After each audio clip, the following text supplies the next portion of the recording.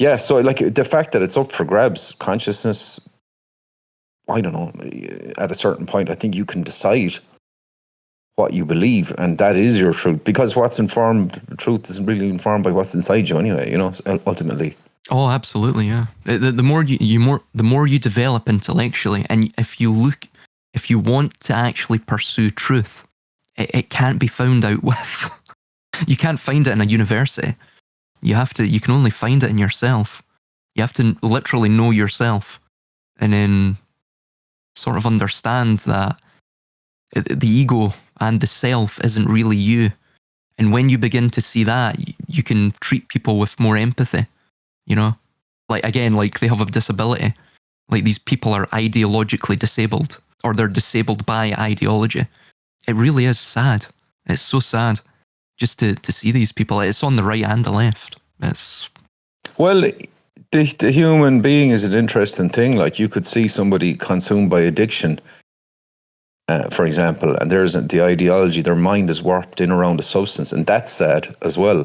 But it's a kind of similar thing, because consciousness, the way of thinking, or a person's kind of state of being, after a while, I think you start to see this as being construed by certain inputs, events, or scenarios around them, or whatever. So as you study this, you begin to notice the copy and paste of it all, of people and how they tick.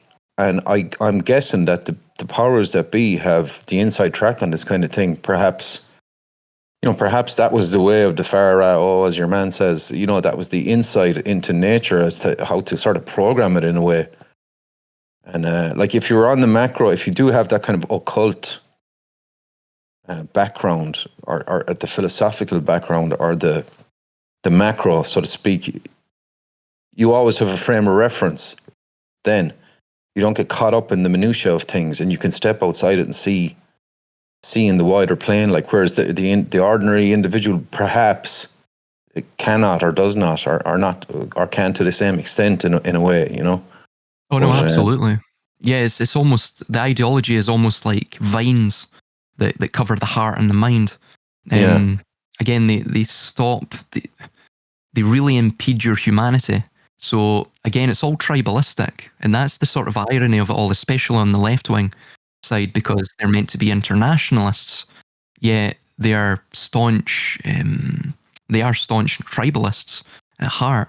All ideology is, and you're absolutely correct. It's the copy and paste. It's the same cult methodology that's always used in all of these various seemingly grassroots movements, these political polarities, or maybe some sort of social issue, again, racial issues. Again, this is the idea of divide and conquer, but it really goes beyond just dualism. I mean, there's a sort of overlap between all of these various ideologies, and it is that sort of energetic, centrifugal force which ideology spurs on, that maintains the house of cards. It maintains the structure of this existence.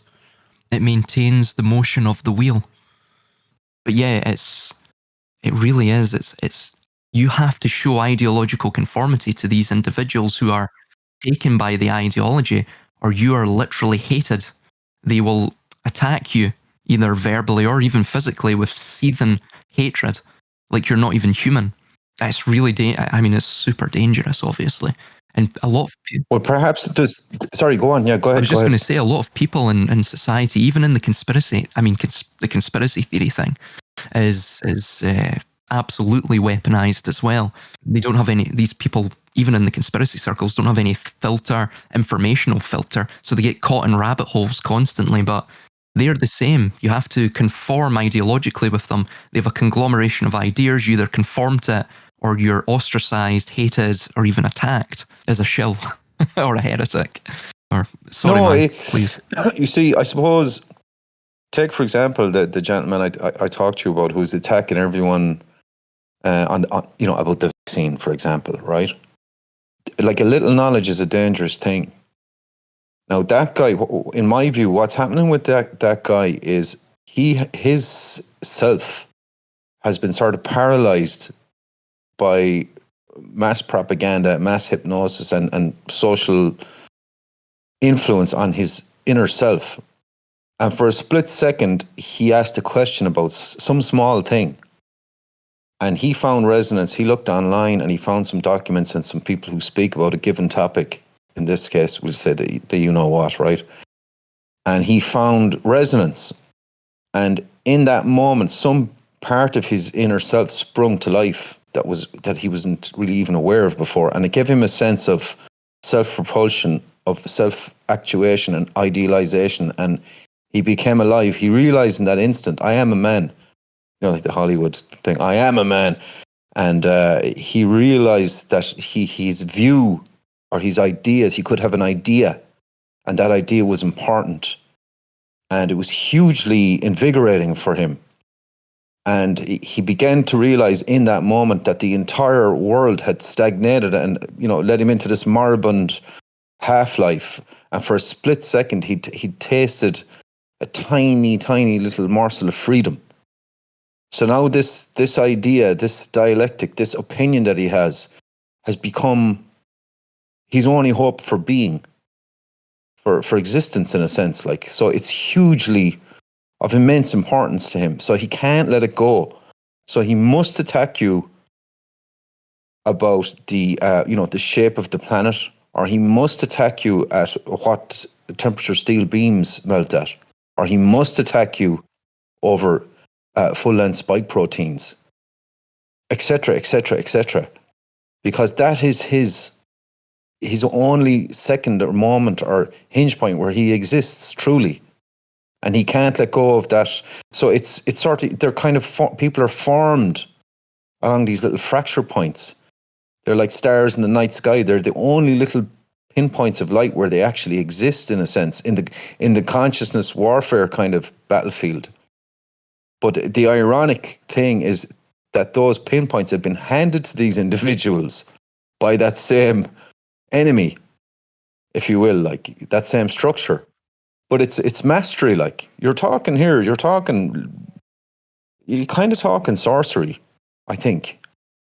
And so on some level, like it's absolutely fucking mastery. Like, and people are so blinded. So, for example, the Conservatives, as you rightly state, the Conservatives would believe that it's the quote quote deep state are merely behind the left wing, but that the Conservatives are, independent. And obviously the left wing will have a similar idea, but they won't use the same terminology. You're totally correct. It's pharmakeia, it's sorcery. It's how they keep the wheels turning. And this idea as well, that the sort of Buddhist idea where you can transcend the wheel, that there is only one wheel. No. There's wheels within wheels within wheels. That idea that, it's a dream within a dream. Even at the stage we're at, right, where we actually may believe we're awake, I personally am beginning to think, no, I know very little, or I know nothing. I honestly, when you begin to see this from the macrocosmic level, again, it's very similar to that sentiment from that famous quote, where ignorance is bliss, 'tis folly to be wise. The more you look at this, you can't get caught up in the minutiae. You have to look at it in a macrocosmic way. You have to see the cycles. You have to understand that even getting involved in this, it doesn't matter. This idea that we're fighting a war, they want you to believe you're fighting a war because you then generate chaos, you generate division, you generate, the quote-quote loosh, right? You generate that energetic motion that keeps the wheel turning. And again, ideology is the primary tool to ensure people do that and destroy themselves. Not just the other side, they destroy themselves, they destroy society. It is absolute sorcery. It's totally perfidious, and the problem is, nobody sees it. There's a lot of people that believe they're awake. I know the Earth's flat, as you were saying. I know about the steel beams. I know about the fake alien invasion and all of this, and they're just talking points. They're buzzwords. Honestly, I'm not saying they're not true. I'm just saying it is ideology. Your mind warps to it. But as you say there, whether they're true or not is largely irrelevant in the sense of what we're talking about on that macro level. the fact of the matter is you now have nodes or hinge points in which you can impart the dialectic into the system. The tension, the conflict, and in those conflict points is a kind of a divide and conquer / control of the greater energy of will, social will, the will of society, the will of the masses. You're actually, it's like pulling the plug in the bathtub. The will of the masses is going swirling down that hole for each one of these areas. And like, just to take a little step back from it, let's constantly remind ourselves of the most obvious thing that's right up in front of our nose. At this point, we can't see it, the forest for the trees kind of thing, but the information availability is suddenly sort of infinite for the average Joe or Jill. So with the advent of the internet, like suddenly anyone can research anything and find out anything. So this is a massive opportunity to exploit social consciousness on a mass scale. Like, it's genius in a sick sense, and in a probably, like, here's the key to the door, in you go, it's all in there, and you want to know, off you go, enjoy yourself. Meanwhile, I just let you know XYZ has happened out in society, and they're like, okay, give me the key, let me in there, I want to know what's going on. And it's just all puppet on a string stuff. It's all mirrors, smoke and mirrors. You brought up a fantastic point. The availability, the proliferation of information, the democratization of it, seemingly, is really the strings to the puppet. It really is a sort of reversal of what seemingly was done historically, which was to censor information to the masses. But I think they understood that even if you make the masses literate on paper, that functionally they are illiterate. And even if they do read, even if they read non-fiction, right, informational books, of course you're controlling the information, revising it, and narrowing it that way. But even in that sense, anything that the masses read, any ideas that they take on, again, it gets back to that notion that they don't have any intellectual filter. So they just absorb information like a sponge, like an infant. And the problem with this is you can dose that information with poison, with disinformation, with things that control, condition, and compartmentalize your idea of, firstly, what you are, where you are, and who you are, right? Now, this all really revolves around the ego. So again, ideology is but an extension of that. It maintains oneself within that egoic state, because that is the only place the state, the system, the establishment can more easily control you, right? In fact, it's the only place they can control you. If you go beyond that, philosophically, spiritually, whatever terms you wish to use, you're beyond the farm at that point. You can't be taken back. But the problem is, they set up the opposition. They set up the camps for the dissidents to be locked into these rabbit holes for people to get taken down into. But the problem is, you really have to go down these rabbit holes. But you have to have that sort of innate talent or ability to go beyond it, that potential to go beyond it, to see the folly of it all. And again, you have to learn from experience. Unfortunately, though, I mean, it takes years to develop that type of understanding, that type of outlook. And it takes, I know in my own experience, a great deal of social isolation. A great deal of social isolation that, by the way, the most people couldn't probably deal with. That's the problem with this entire situation. That it is very difficult to recreate those conditions for most people. It's difficult.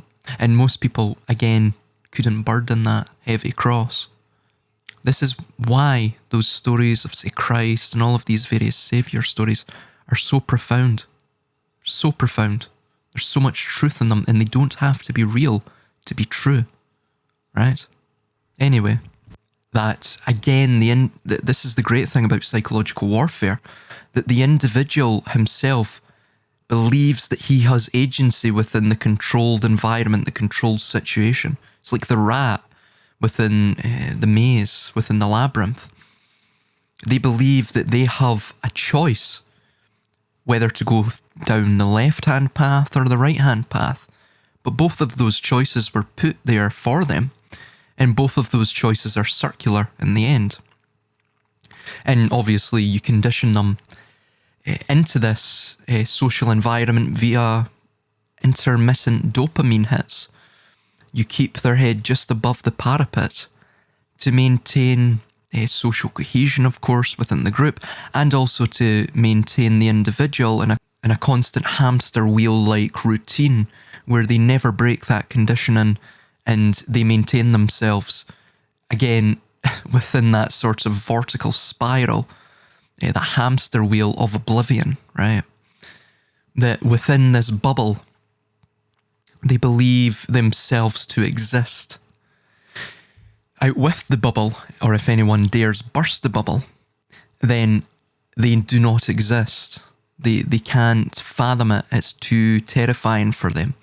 They're into intellectual, spiritual, even physical frontiers that they have not trodden before. They have not reconnoitred this area yet. So it's terrifying for them. So they maintain themselves within the pen, the cattle pen of the farm. They never go beyond the farm, both mentally and physically. So again, it's very dangerous. It's the proliferation of information, and individuals aren't equipped to deal with it. They just absorb it like sponges. And again, they use it for social clout as well.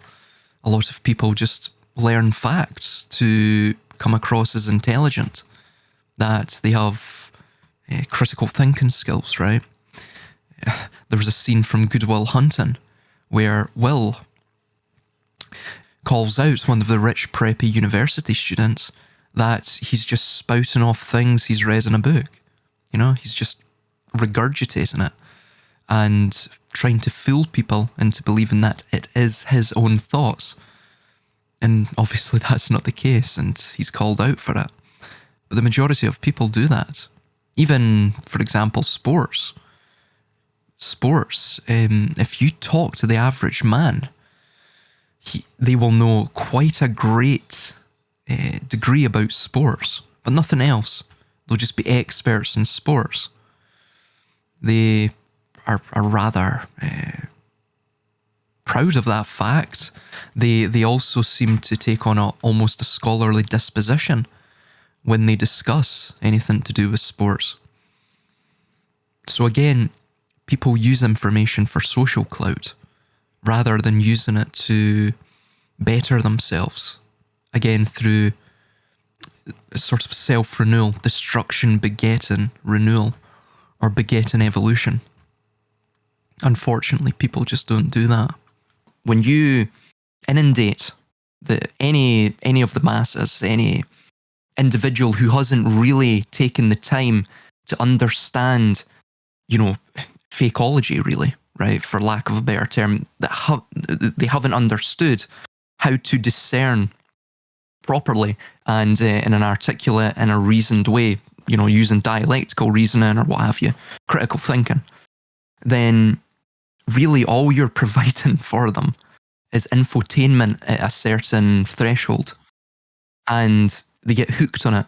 So for example, this is most pronounced within the conspiracy theory circle, right, where they provide the sort of internet gurus, the internet sleuths, the internet personalities, and these little cults of personality begin to crop up around people. And I mean, it's not very hard to do, actually. People tend to just gravitate towards these cults of personality, these controlled agents, if you will, some directly and indirectly controlled, and they just lap it up because it's interesting to ponder the idea that, we're at the end of the world, or there's a fake alien invasion coming, or, they're going to put us in COVID camps or whatever. And the more you look at this, you begin to realize that firstly, it's all fear-mongering. It's how, funnily enough, you get more fear-mongering in the conspiracy theory circles than you do in the mainstream, right? And very few people discuss the idea of the macrocosm, seeing it, the whole cycle, seeing it, and there's many cycles, it's just infinitely repeating.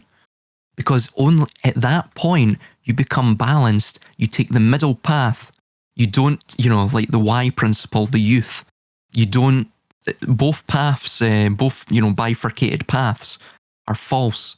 The real path is the one that isn't shown, it's the middle path. And once you realize that, once you take that balanced approach, you no longer fear the future. You no longer fear the present.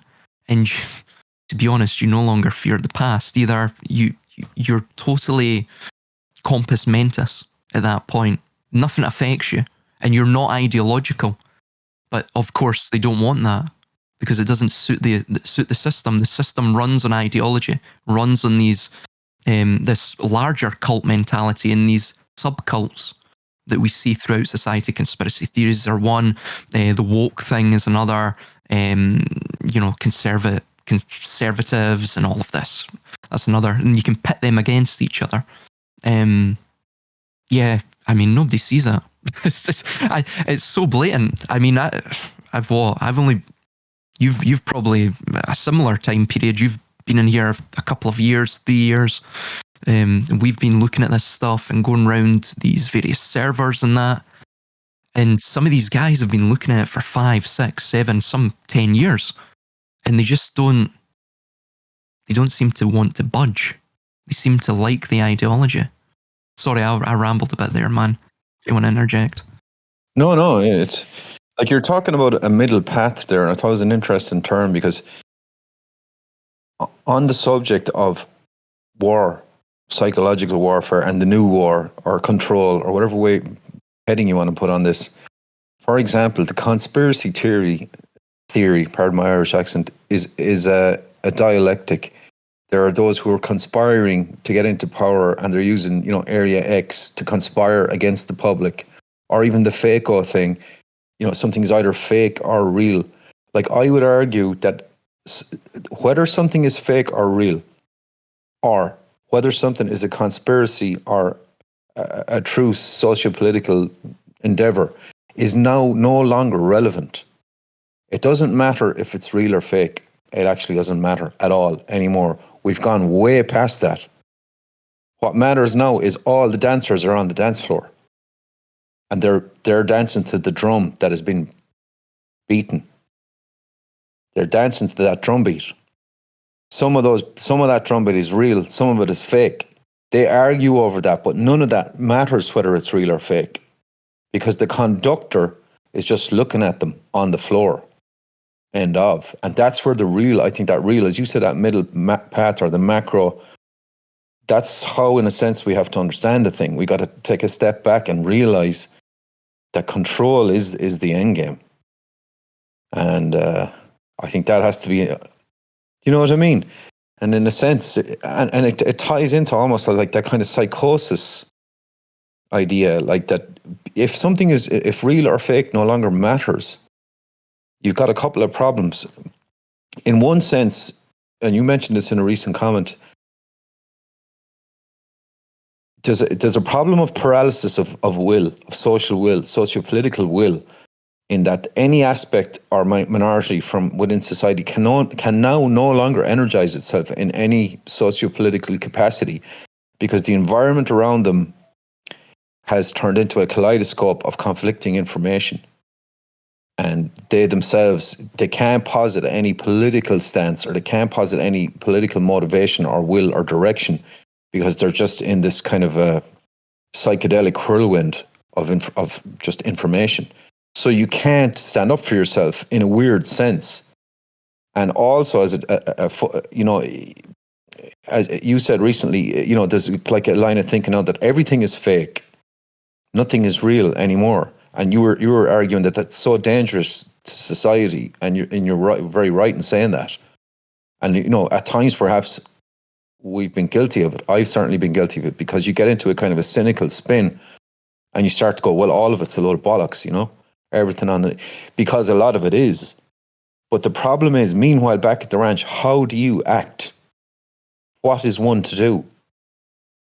And that's why I think, going out playing music, for example, could be a revolutionary act. If to rethink the warfare thing, what is our modus operandi for rebellion? What do we do? It's not necessarily a rifle anymore. Now it's perhaps doing something creative, or joining a club, or God knows what. It could be some mundane everyday act that enables you and empowers people around you in some way, shape, or form to come together and talk to each other, meet people, reach out to people, and kind of extend contact in that ordinary human level.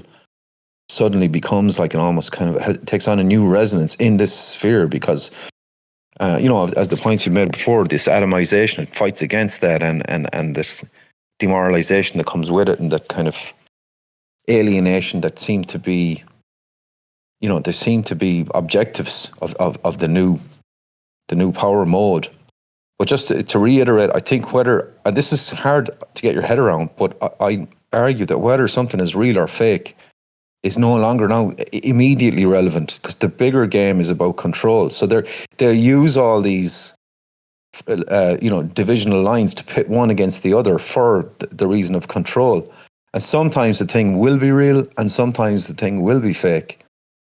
But like, as you said, they're feeding this out to the masses in handy bite-sized information, readily available online, and they're sitting back and watching people tear each other to pieces and clinging to various ideologies or attacking each other. And they're just laughing all the way to the power control bank, so to speak, because, everyone's gone for the bait. And, as you were saying there, it seems to be a huge part of identity. We've all do it or have done it. Oh, no, absolutely. And another point to add as well. In the conspiracy circles, they talk about the artificial collapse. Yeah, that idea that everything is fake, that all knowledge that we have accumulated societally and even the individuals have access to, and I'm not saying all of it's true, but that idea just off the bat that everything is automatically false or fake, really that helps to artificially collapse society. And really, the quote-quote conspiracy theorists are at the vanguard of that collapse of society. In many ways, because they're tearing at the fabric of it through, again, a reflection of critical theory or an extension of critical theory that we see within postmodernism, and people don't really see that. Now, I'm not saying critiquing things isn't good, but when you get into the idea that all of society, everything in society is fake just off the bat, again, that's very dangerous. It's caustic, it's corrosive to society. Whoopsie daisy. You know what I mean? You go in, it's hilarious. Like, you go in trying to figure it all out, and you end up being the one who's ripping it to pieces. Yeah, absolutely. I think the awakening is understanding ideology, understanding, as you say, that idea of divide and conquer, which also extends to every single facet of society. Any sort of collective group in this society now, perhaps it's similar with every system known to man, perhaps it's just similar with quote democracies or crypto plutocracies, whatever we want to call it. This tactic of the dialectic, the ideological dialectic, seems to be present within them all. It seems to be something that really permits the ruling class to maintain its power, and it's amazing how they do it. It is mastery.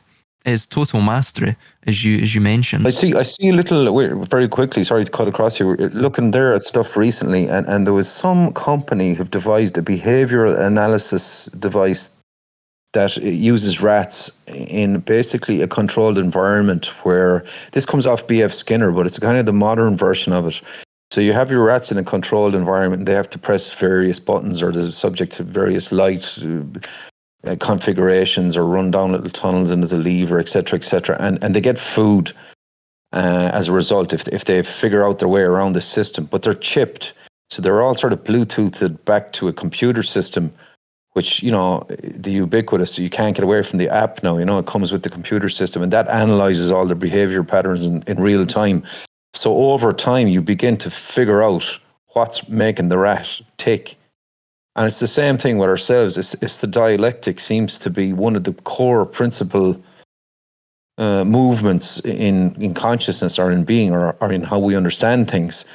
So, sure, aren't we of the dialectic? We came from the Genunga gap, the undifferentiated potential, into existence. So there's the ultimate dialectic, from nothingness into existence, was the first and foremost, and one of the key, with the creator in the middle of that, a duality, summoning one from the other. So the dialectic is actually a core thing in everything, that energy. So they've figured that out, I think, and they're just sitting back and watching all this carry on with glee, with manic glee, because they've sussed it, like, I think, to a point, perhaps, hopefully. But what I kind of hope is that the chaos, ironically, the chaos sort of will bite them in the ass in the end, because the chaos is also present in us, as well as the fractal of the divine, so to speak. The chaos is sort of some aspect of that may, hopefully, ultimately will kind of balance things out a bit, I hope. Oh yeah, no, everything will. I mean, it's all circular. Existence itself is circular. And really, again, the chaos and order, it actually creates in the macrocosmic essence, it creates a negentropic sort of feedback loop. But really, when you take that middle path, what you're doing is you're taking a centropic sort of path, if you will. You're taking a centropic, or you're going on a centropic trajectory, meaning you're gravitating back towards the center. Again, that undifferentiated potential, where you begin to understand that, again, the self is really what allows them to control us.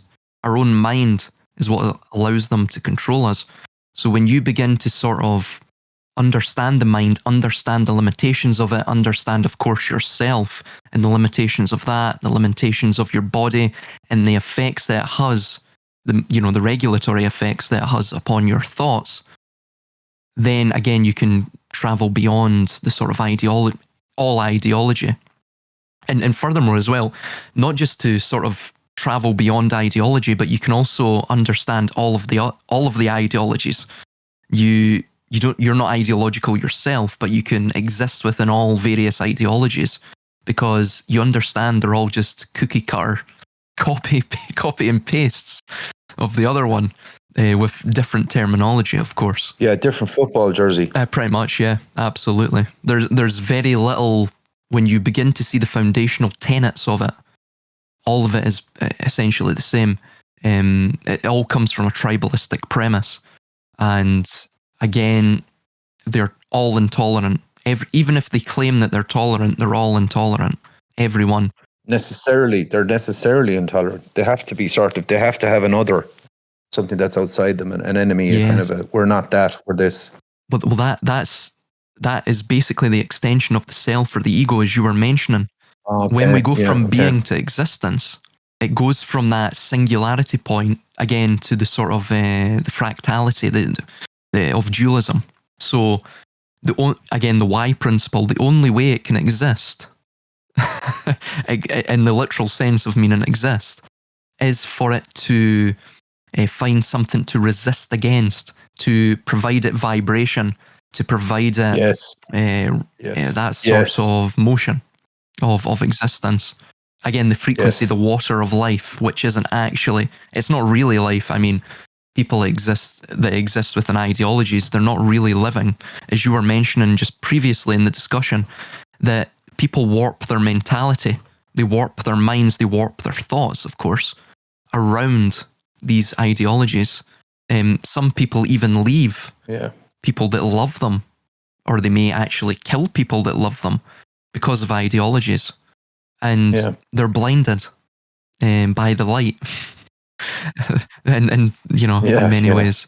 And but perhaps we need this. Like perhaps this is a normative state of being, in a sense, like that we need some, and like, you know, maybe arguably, ironically, we now literally at this point in the conversation are othering those folks who we perceive to be engaged in this kind of thing, and it gives us, it bolsters our identity and gives us a moment of truth, you know, ironically, like.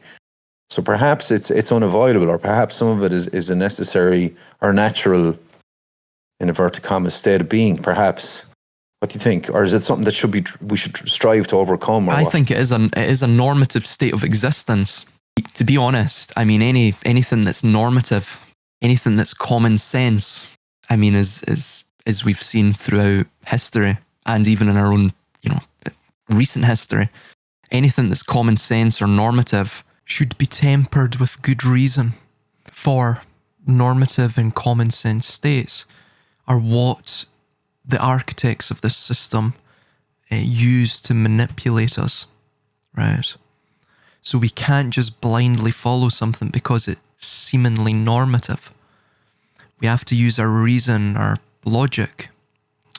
We have to use some degree of intellectual inspection to see, are there flaws within this normative or common sense state or behaviour?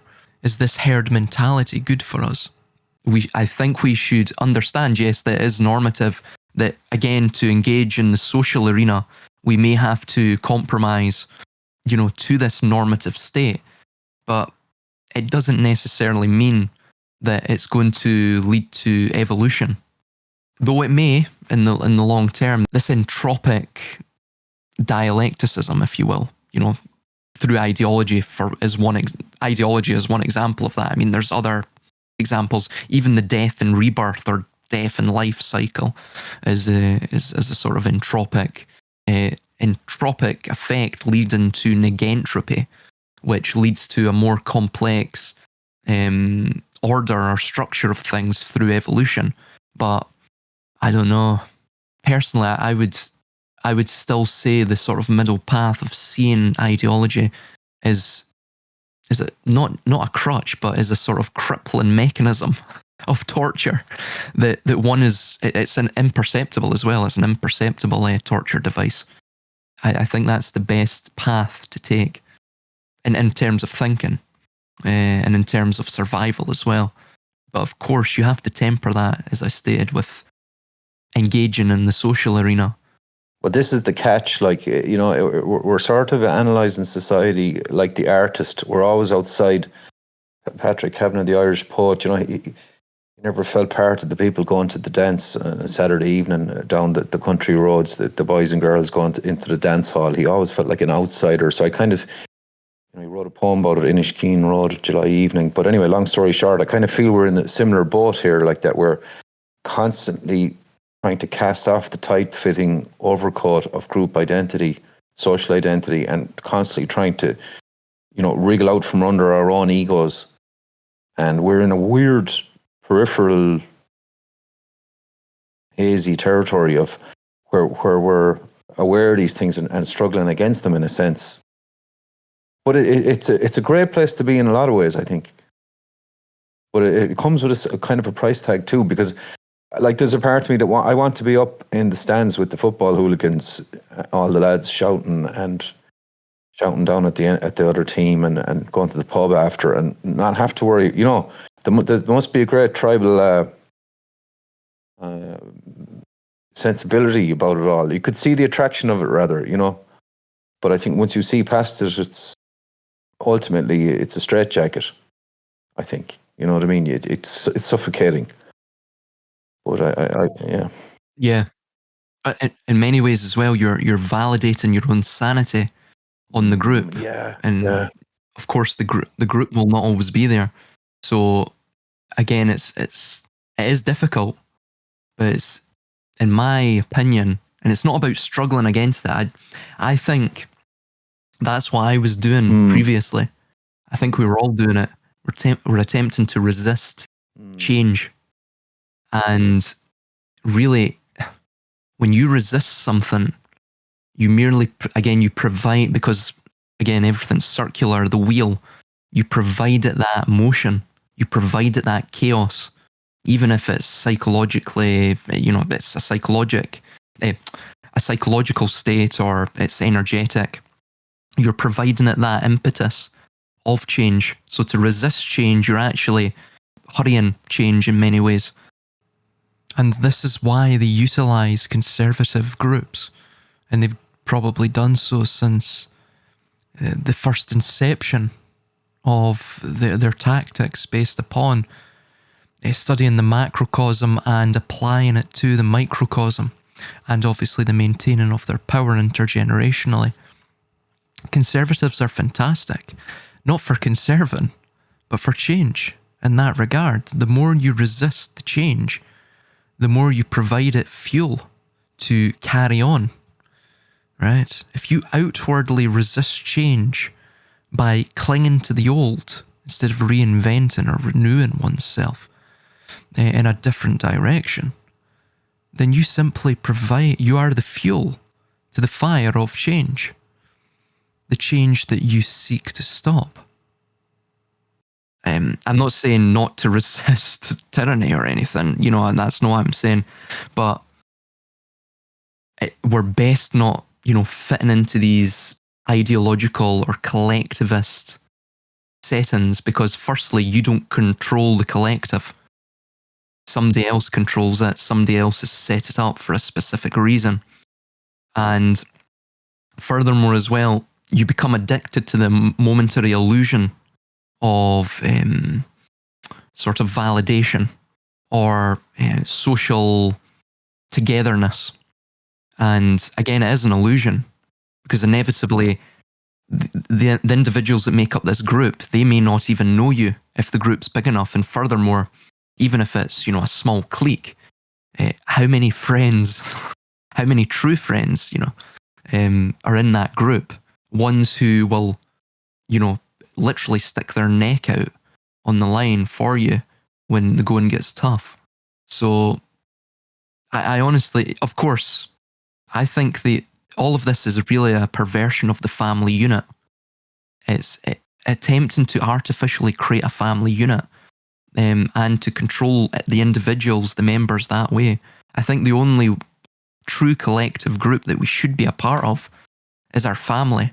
I mean, that's the only one that really matters, because blood is obviously thicker than revelry or wine, as the lyrics go in that Avicii song. Blood is thicker than wine. It's stronger. We've left mom and dad, and we're now in the global kibbutz. We're in with the new terrain. The kibbutz is. Are you familiar with that? Yes, I believe it's is it a Hungarian Jewish word? I believe. Or am I getting? Could well be. It could well be. It's basically like it's a kind of an education thing. I think they have it in Israel, where it's basically kind of like a boarding school / lifestyle choice, where you go to live there and you're away from your the family. rural areas. Is that it? The kibbutz? So. Yeah. Yeah, and you do work there, and you live in a sort of communal. But you're away from the familial thing. But you hit on something more interesting there a point ago back, but my brain drifted off. Oh yeah, I wanted to make a quick point. Like you mentioned it there, not resisting, or sorry, the act of resistance was bringing the thing on, kind of in an ironic kind of way. But I definitely had the sense during the week, it just hit me that, oh my God, we're actually silently going along with all this now, and the thing is like the slow boiling frog thing it's a given now. You know what I mean? And it's kind of against my inner self in a sense, because I'm probably instinctively rebellious, and I'm looking for a war, but I'm kind of impotent. I don't know what to fight against. I don't know where to strike, if you know what I mean. I feel I have no weaponry, or I have no tactic. And I don't know, I had a strange sense during the week that we were going along with, and that we've moved into this new thing now, and it's, as a society, we've kind of accepted it. It's new conditions, the new normal, the new, what do we call it, Silas? The age of Aquarius, am I right? The more Yeah, occult. well, the Age of Aquarius, the Tikkun Olam, Yeah, multiple ways to describe it, but yeah. yeah. But I feel it's here and we're in it, and welcome to the club. Like this is it. Like, and we've arrived, and we're actually up to our necks in it. You know, and I don't know if you would agree with that or what, but Oh no, we're here. It's inexorable. Whatever's coming is going to come. If there's going to be a collapse of the establishment, then that will come along as well. But on the macro, are the collapse in itself, are they largely immaterial? Is it largely immaterial on a level whether there is a collapse or not? Because it merely is the physical manifestation of things in that scenario. So there perhaps will be a collapse or not. But the fact of the matter is, there's a new show in town. There's a new age, and we are literally in the middle. We're in it to win it. Like this isn't the preface. This isn't the warm up before the game. We're right in the middle of the first half here. Like this is it. Like, you know, and we've actually. This is the transitionary era. Yeah, absolutely. There's an energetic shift. There's a psychological shift as well. Yeah. And people have just taken on the new role, because again, we are all actors upon a stage. Are we totally socially disempowered? Are we disempowered here? Are we impotent in a sense? No, we're socially disempowered because society has been set up. All societies are set up to disempower the individual. Yeah. Again, in favour of the collective. But we're not disempowered if we go beyond the identity. That's why they want everyone to have an identity. That we're all to have, you know, what do you identify as, Okay. right? That's the new thing. Because that really brings your consciousness down to a level where it's controllable, because they can obviously implant an identity upon you, like the rat within the cage. You believe going down these little funnels and getting your little dopamine hit, or cheese. You believe you're making the choices. Yes. You know, like the why principle, you're making that choice between do I go left or right? You're not understanding that both choices lead. Firstly, because everything's circular, they lead to the same destination, and furthermore as well, both paths are themselves a sort of illusion, right? It's an illusion of choice. So really, I think honestly, the only way we're going to survive this is have an inward progression. Understand all of this is an illusion in the sense that it's all artificial. Even the conspiracy theory stuff, all artificial. The only way to equip ourselves, to empower ourselves, is to understand that, firstly, society's mad. It always has been mad. Everyone within it is probably sort of engulfed in madness. Yes. Ideological or otherwise. And to understand that the only way to get beyond this is to not to be bogged down in the fear, you know? Yeah. And as you were saying, and I've been doing it myself, I've been going out jogging. I've been doing other things. Yeah. Because what, are we just going to wait here all day for doomsday? Do you know? That's like what the conspiracy theory stuff is, you know? And it's like what the woke thing is. It's like what the conservative thing is. It's like what all of this is. Even the whole Black Lives Matter, the white nationalist thing. They all believe there's a doomsday, that there's an eschatology, that there's an end times, right? And of course, they don't understand that all of this is cyclical, that there is no end. It will continue on. But yeah, I think we have to get beyond all of this. Kind of image came into my mind of a vast object being moved around inside in a big room, a big hall. So probably some vast metallic load been, you know, shifted from left to right by, you know, forklifts and chains and cranes, and the object, you know, we're standing in the same room and the object is coming dangerously close to us and threatens to crush us against the wall, but there's that small corridor available to us. Whereas if we just learn to slither along by the wall, we can survive and we can escape it, kind of thing. Like, I suppose we should be, doomsday merchants. We should probably believe in the end of the world and all that kind of stuff, but we're not. We've kind of parked it, and as you said, we're gone jogging or we're playing music, and we're like, it's being aware of it without, first of all, letting it crack you up. Second of all, letting it make you deeply cynical, or thirdly, that it puts you onto some trip about something. So you're screaming at everyone about whatever your conspiracy theory du jour might be, in terms of whatever it is, and you're screaming at the normies, or so you tell yourself, or whatever it may be. But I think, in the longer picture, as you look at kind of historical events over a couple of thousand years or whatever, the rise and fall of empires, or if you're old enough as I am to have been around before the internet per se was available, and you kind of have that wider, longer look at things, and you, as you say, you get that sense of resonance of the wheel turning, and it just gets you off the hook. Mm-hmm. And I don't think it's healthy to have your head buried in a self, because you end up descending into your own ego, as you said earlier on, and it becomes like a fear thing, or it becomes like a kind of a living in your head kind of thing as well, because it's an inverted world to be looking at anyway. It is quite, I think, quite suffocating of a study, or an area to think about, because it's so dense, and but to be able to step out of it and away from it, when you look at this stuff, you're Jonah in the belly of the whale. You're Jonah, and it's all encompassing at that point. But at some point, that whale spits you out, or you must strive to be spat out. And then, to use that similar type, you should strive to become, I would advocate, master of two worlds. So that you're the master now of the world of understanding, of the occult, of power, of the wheels and cycles. You've mastered that world to a reasonable point, to the point that you need to master it to.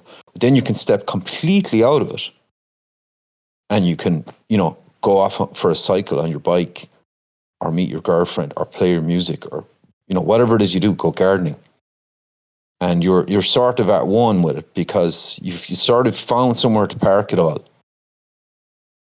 And from there you can live, can exist, and you can be sort of at one with it. It's morphed. You've created yourself into a vessel that still can contain yourself in that space. So it's quite a creative act. It's quite an act of art, actually, is what I would argue it is. It's very much an art, the new art of living. Is to think artistically about light and shade, and how these forces impact upon us, and where we are in relationship to them. So it's almost thinking like an artist. And you can play with some very dark and sharp angles of things, and still find way for being. So in that sense, I think great stuff. Great stuff. It's a great time to be alive in lots of ways, many ways. Maybe one of the It's a total opportunity. It's about finding the peace between the what it really is, an existential war that has been raging since the beginning of existence. And once you understand all of this, you learn to just not live with it, but you're at peace. Yeah. You literally are, and you can use all of this to create, totally, to live a comfortable life, even in the face of what seems to be an uncomfortable position. Well, that dancing Shiva statue comes to mind, where he has his foot on the demon. He's within the flames. I don't know if you know the one, the Shiva, I think I can remember, and I forget the name of the demon. You may know that, but he doesn't crush the demon or kill the demon. Apismara, the embodiment of ignorance. That one has to not destroy ignorance, but to mitigate it. We still require ignorance within existence to thus spur on, again, like destruction begetting creation, ignorance spurs on wisdom. It's the mutually complementary paradoxical system in which we reside within and which underpins existence itself. Anyway, long story short, that as you say there, you're using the force, that negative, dark force, as a counterpoint. Back to your earlier point in the conversation, now you have that same concept of counterpoint, but you're using it sort of in a more of a healthy way, or you have a healthy understanding of it. Because I definitely, even the conversations I've had with yourself, the guys and girls on the server, people we spoke to over the last year or two, I think there's been a huge movement of people, ordinary people, striving to re-identify themselves or find who they are in this new age, in this new world that we find ourselves in. So they had to ask a lot of questions. They had to go into a lot of stuff. At times they had to get waylaid, and some of that comes in under the mad conspiracy theorist who's screaming at everyone, "You gotta wake up because it's the steel beams don't melt at that temperature and blah blah blah." It's the fucking, but he or she has had to have that moment as well, because that was part of their journey.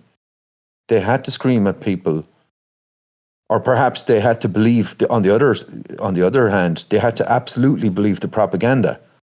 They have to immerse themselves in believing what it's said on TV is true, and you're not doing what they're telling you to do on TV. So that makes you, dangerous. So they've had to kind of go down that road, so to speak. But it's just the impact of the age and the time and that energy upon us. We've all had to reevaluate ourselves, in some weird, deep way. Oh yeah, absolutely. We've had to understand. Really.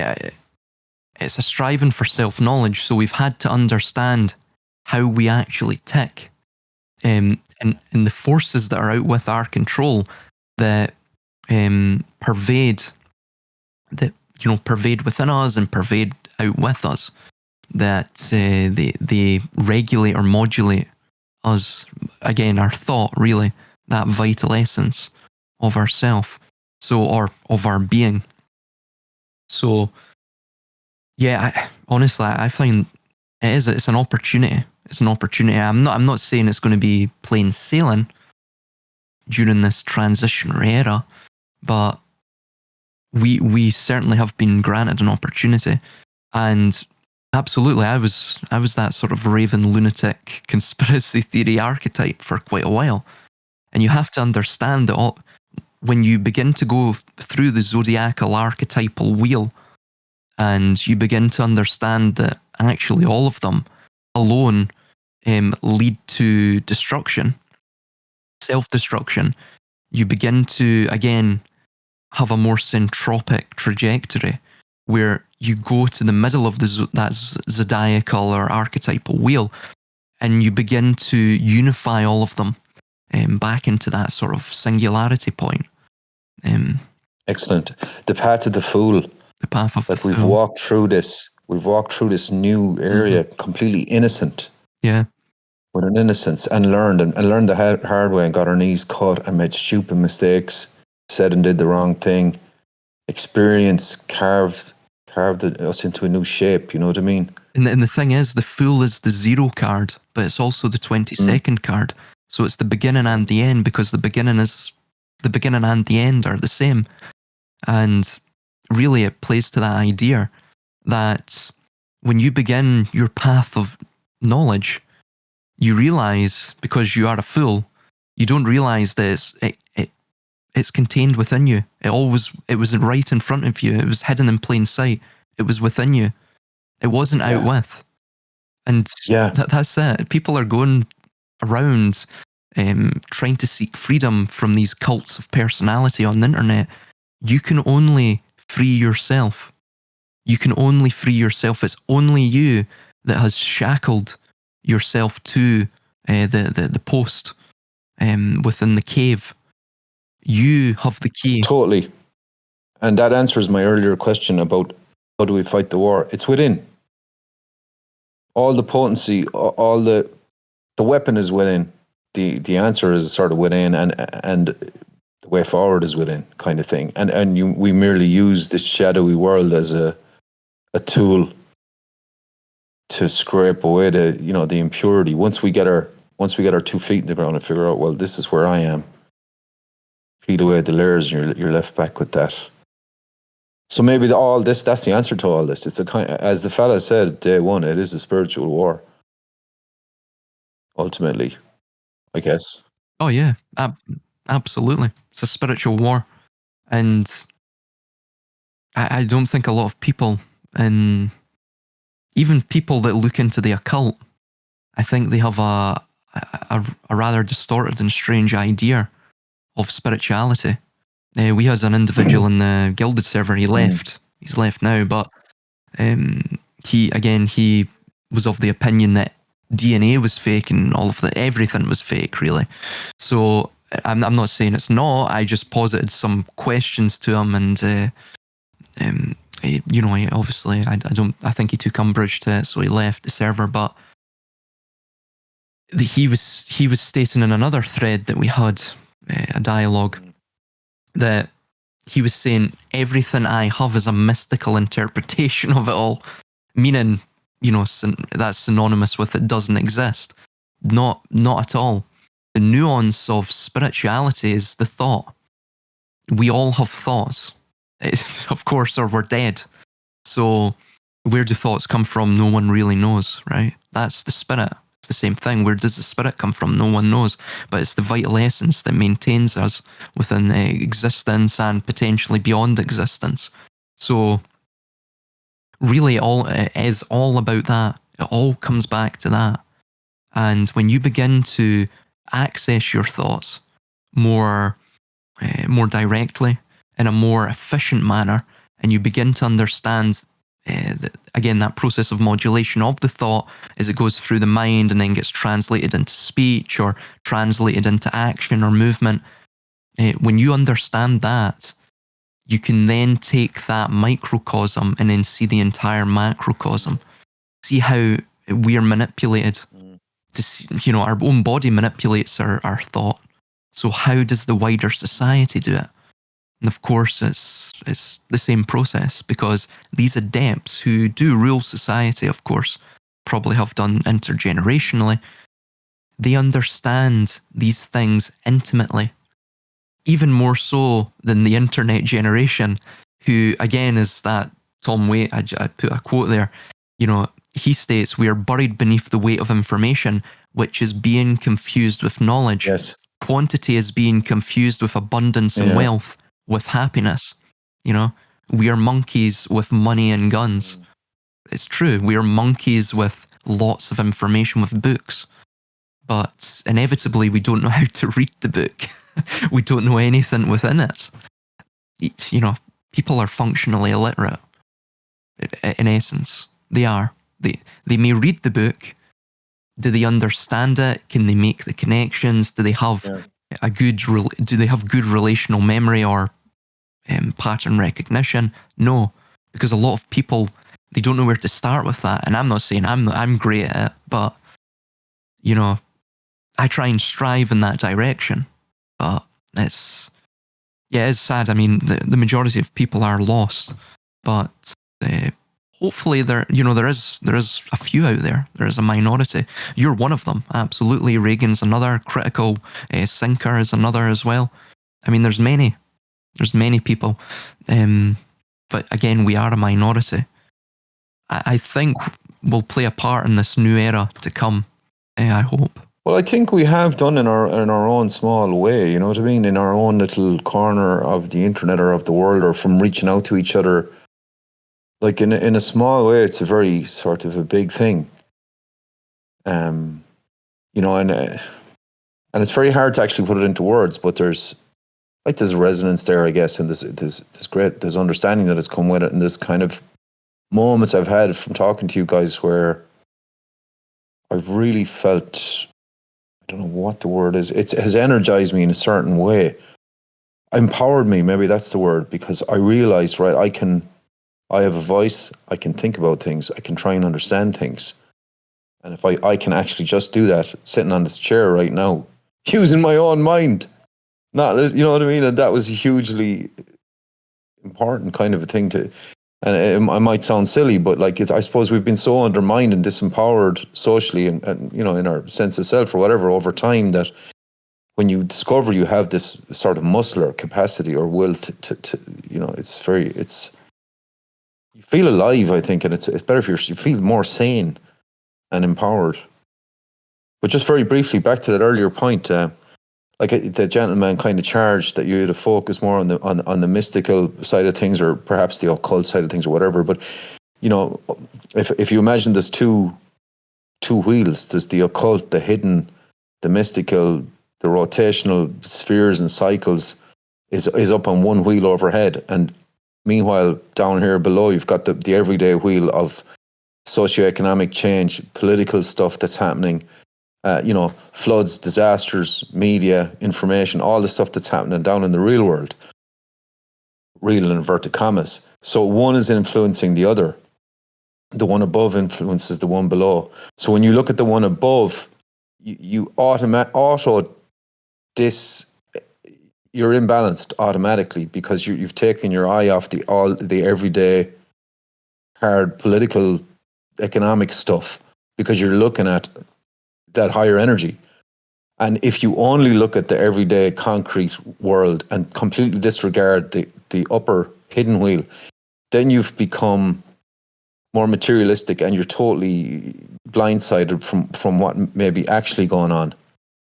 So, either way, there's a bit of an imbalance if you only look at one, but you must look at one in order to begin to understand the other, and then subsequently look at the other to understand the first one. And once you've sort of, once you've absorbed both sources of information, you can then take a step back, and you've got more of the macro.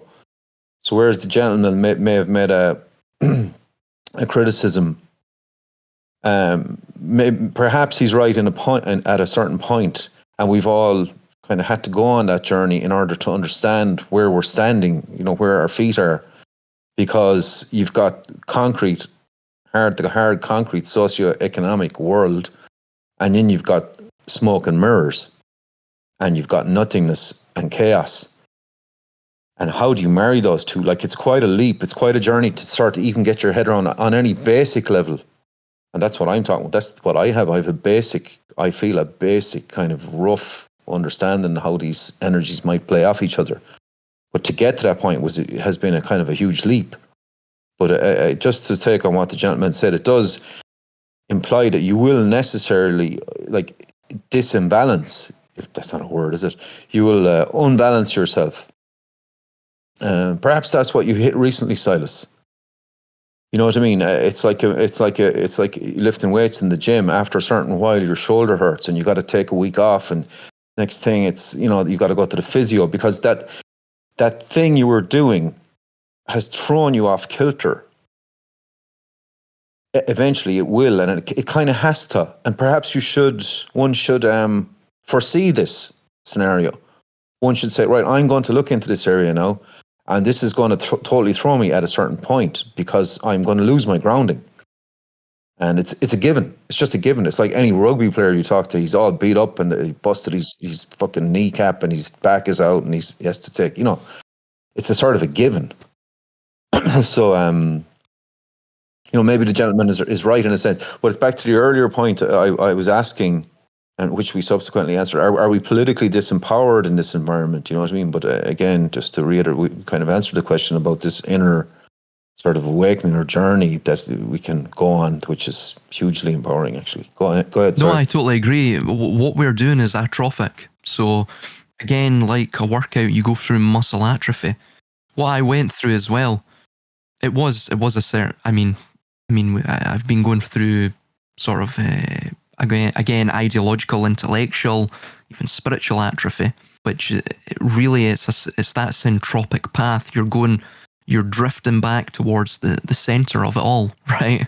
To steal a David Bowie quote, which I'm still to do the notes on that Black Star video. But I think in many ways what I experienced was a sort of another epiphany moment when I sort of come to that realization again, because I went through that sort of atrophic effect of this all, looking into this, being truthful with myself, a lot of this conspiracy alt media stuff is just a total, not even a red herring. It's a total dead end in many ways, but it's the one positive from the net. We can take a positive from this negative, which is we can understand ourselves and thus understand sort of the wider existence in which we dwell within, the environment we dwell within, which is always, of course, very valuable. It's very valuable. I mean, even in creative pursuits, any pursuit really, even employment, if you can think critically, I mean, that is extremely, that's something that goes beyond AI. It's something that they can't really program, that you can create original thoughts. You can have a really original or unique, really, a unique perspective on things. So that, of course, is always very valuable. There was another point I was going to make, but I've totally lost my train of thought. I'll give you the last closing remarks, Zeal, and then we'll conclude our brilliant discussion again. How does one conclude? One doesn't. One merely stops, I think, and one goes about one's day or evening, with one's eyes open, and we live, we persevere, we grow, we're energized, we're conscious and alive, and it's a great time to be here. It's always a great time to be here. Be alive is a great thing, to live and to exist and to to understand things, to quest for knowledge, to grow as people, to feel love, hate, fear, darkness, light, all of it. It's a great thing, and we're very lucky. And to the powers that be, who may not have our best interests at heart, we say, bring it on, bring it on. You're welcome to the dance floor with us. We're not afraid of you. We know what's going on, and we're happy to be here. And we'll always find a way, always. So that would be my final comment.